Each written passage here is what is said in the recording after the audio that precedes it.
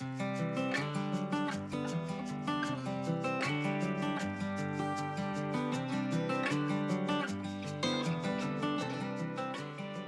visiting with my good friend John Welch, and we wanted to go back and forth, visit a little bit about the cattle prices at all-time record high, and just kind of see what John thinks about the long-term prospects for cattle prices.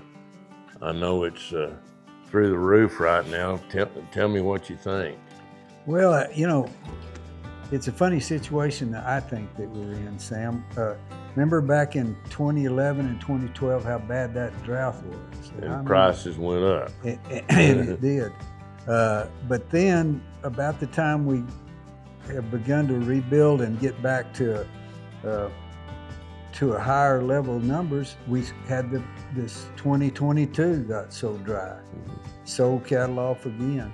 And it's been difficult, and we've been liquidating cows for the last 4 or 5 years now. So it's, at this point, it's kind of a supply and demand situation. Our supplies are tight, and at the same time now we've got this big push for more protein.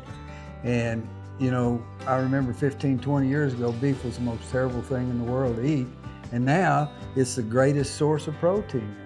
So you've got demand. Which it always has been. Yeah, it's always been great, but the people are finally realizing that again.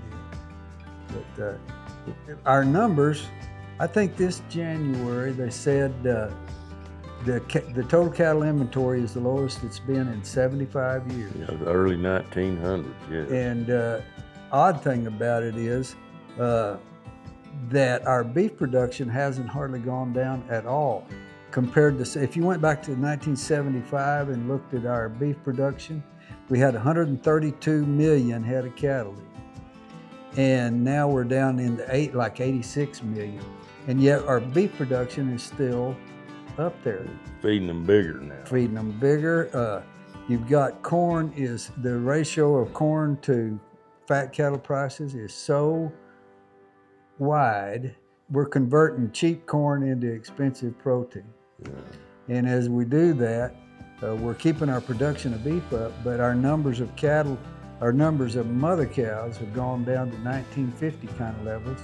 And eventually, our numbers will begin to turn around and go back up. But right now, it just it's just tight. That's all there is to it. Well, and these heifers, you've got a heifer calf, and you look at the price you can get today for that heifer versus keeping her and raising a calf, and you've got a couple of years there of time and expense before you ever get a check out of that. It's hard to think about keeping that heifer. And that, I always say, every cattle cycle is the same, but everyone's different. And the thing that's different about this one is those prices ran up so fast that it wasn't like we began to get better in prices, and so we decided we'd keep a few more heifers. Almost overnight, a heifer went from being worth $700 to being $2,500. Yeah.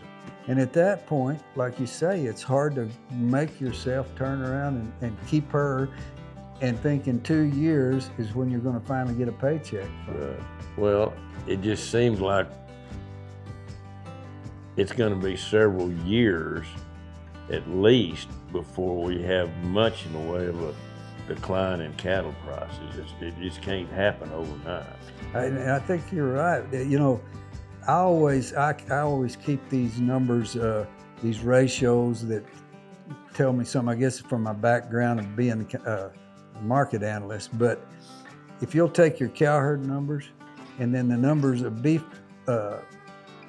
heifers that you're keeping, if it gets to within 22% of that number of cows, you're beginning to expand. Yeah. This last year was 17%. So we're not turning it around and raising anything. The total inventory is actually down just a little bit, and the replacement heifers were about the only thing that was up a little from the year before, but they're still at a real low ratio. They're 17%. So. And the scary thing is, operators, their cow herd is getting older, and they're not replacing it. And there's going to be a point when you're going to have to start to replace, and these prices it's scary right now. It is. I mean, obviously, supply and demand is the basic reason, because you just don't have the cattle. But I tell you, the other thing that's going on is you've got so much speculative money in the economy right now. People are trying to find places to invest their money, and the futures market is a real easy place to get in and out of, and really a good place to take a skin in too. But when you get millions and millions and billions of dollars chasing whatever is the latest thing that they think is going to make a move, these moves are so dramatic. And then you turn around, and when President Trump said, I think we should, in order to get the price of beef down, we should bring in some foreign beef, Argentinian, maybe Brazilian, and the market broke $60 a hundred almost overnight.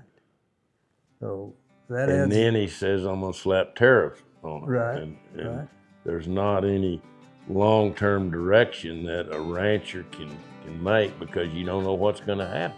Exactly. Yeah, it's hard to.